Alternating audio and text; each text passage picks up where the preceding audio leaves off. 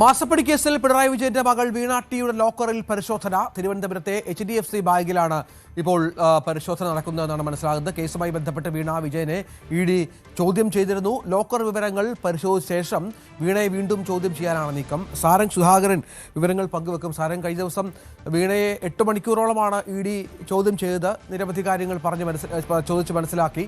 പക്ഷേ പലതിനും വ്യക്തമായ മറുപടി വീണയ്ക്കില്ലായിരുന്നു.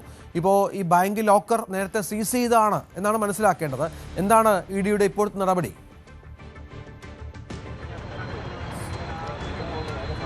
തീർച്ചയായും രഞ്ജിത്ത്, ഈ ഒരു അക്കൗണ്ട് ഫ്രീസ് ചെയ്ത അക്കൗണ്ടിലേക്ക് വിവരങ്ങളാണ് ഇപ്പോൾ ED ഉദ്യോഗസ്ഥരുടെ പരിശോധിച്ച് വരുന്നത്. നമുക്കറിയാം, ഇത് കഴിഞ്ഞ ദിവസം ED ചോദ്യം ചെയ്യൽ, അതായത് മണിക്കൂറുകൾ നീണ്ട ചോദ്യം ചെയ്യൽ നടപടികൾക്ക് ശേഷമാണ് വീണ അവിടെ നിന്ന് മടങ്ങിയത്. വീണ്ടും സമൻസ് അയക്കുമെന്നുള്ള വിവരമടക്കം പുറത്തേക്ക് വന്നിരുന്നു. അതിൻ്റെ ഭാഗമായിട്ടാണ് ഇവിടെ ഈ ഒരു ഫ്രീസ് ചെയ്ത അക്കൗണ്ടുമായി ബന്ധപ്പെട്ട ഈ ഒരു സാമ്പത്തിക ക്രമക്കേടുകൾ ഏതൊക്കെ തരത്തിൽ നടന്നിട്ടുണ്ട്, അല്ലെങ്കിൽ അതുമായി ബന്ധപ്പെട്ട വിവരങ്ങൾ ഈ ഒരു ബാങ്കിൽ നിന്നും മനസ്സിലാക്കാൻ വേണ്ടിയാണ് ഇപ്പോൾ ED ഉദ്യോഗസ്ഥർ ഇവിടേക്ക് എത്തിയിരിക്കുന്നത്. നമുക്കറിയാം, തിരുവനന്തപുരം സ്റ്റാച്യൂവിന് സമീപമുള്ള HDFC ബാങ്കിലാണ് വീണ അക്കൗണ്ട് ഉണ്ടായിരുന്നത്. ഇവിടെ ED ഉദ്യോഗസ്ഥർ 10:30 മണിയോടുകൂടിയാണ് ഇവിടെ എത്തിയിരിക്കുന്നത്. ഇപ്പോഴും പരിശോധന തുടരുന്നു എന്ന് തന്നെയാണ് മനസ്സിലാക്കാൻ കഴിയുന്നത്.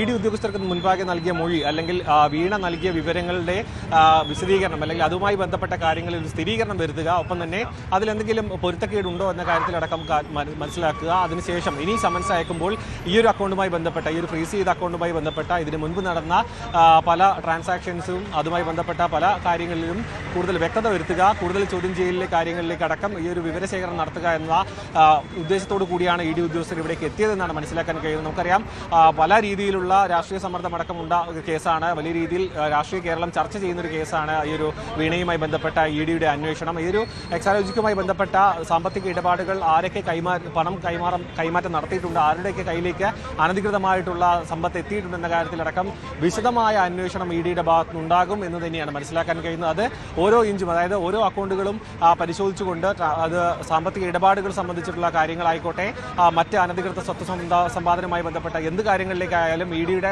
അന്വേഷണം പരമാവധി സംസ്ഥാനത്തിനകത്തും പുറത്തുമായി വ്യാപിക്കുന്നു എന്ന് തന്നെയാണ് മനസ്സിലാക്കാൻ.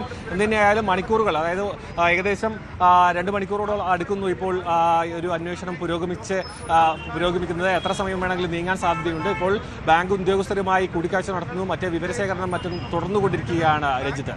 ഈ പ്രധാനപ്പെട്ട ചില കാര്യമാണ്. കാരണം ബാങ്ക് അക്കൗണ്ടുകളിൽ ചിലത് മരവിപ്പിച്ചിരുന്നു.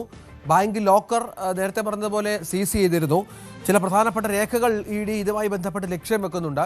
നേരത്തെ പിണറായി വിജയന്റെ വീട്ടിലെത്തി മണിക്കൂറുകൾ നീണ്ട ചോദ്യം ചെയ്യൽ, അതിന്റെ ഭാഗമായാണ് ഇത്തരം നടപടിക്രമങ്ങളിലേക്കും ED കടന്നത്. അതിനുശേഷം വിളിച്ചു വരുത്തി ചോദ്യം ചെയ്യുകയും ചെയ്തു. ഈ ബാങ്ക് വിവരങ്ങളുടെ അടിസ്ഥാനത്തിൽ ഇനിയും ഒരു ചോദ്യം ചെയ്യലിനും കൂടുള്ള